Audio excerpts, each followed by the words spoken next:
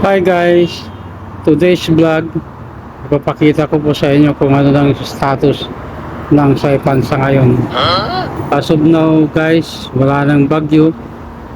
Back to normal na ang lahat, business as usual. Tignan nyo yan guys, ang mga sasakyan ay okay na sa biyahe.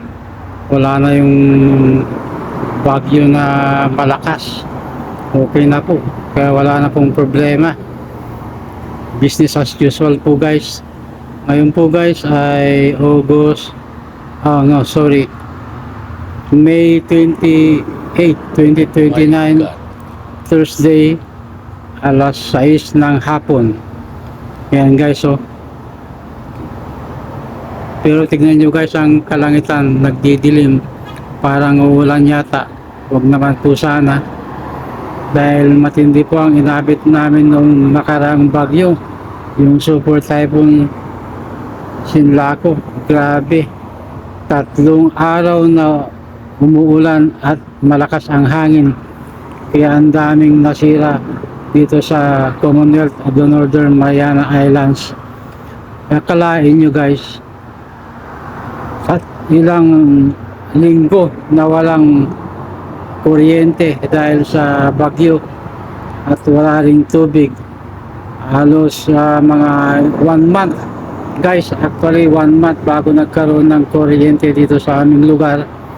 Ganon din ang tubig, halos 1 buwan din na nawala, kaya grabe ang hirap na dinanas namin sa nagdaang bagyo.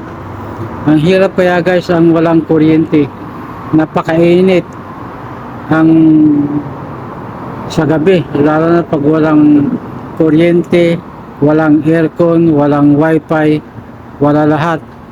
Tapos nakakandila lang ako guys sa panahon na yon. Binubuksan ko yung aking bintana, kaya lang pumapasok naman ang mga lamok, kaya isinasara ko na lang. Buti na lang guys at mayroon akong flashlight na nakuha ko dito sa aking trabaho. Yung pag ino-open mo ba yung nag-iilaw, di baterya siya. Yun ang aking malaking tulong sa akin yun. Kaya nagpapasalamat ako at mayroon yun. Kung hindi, naku, hirap kaya. Kalain nyo guys, no? Ang daming nasira dito sa cinema eh. Grabe ang inabot namin guys. Pero at least naka-recover na, ayos na ang lahat. Thank you for watching guys my live.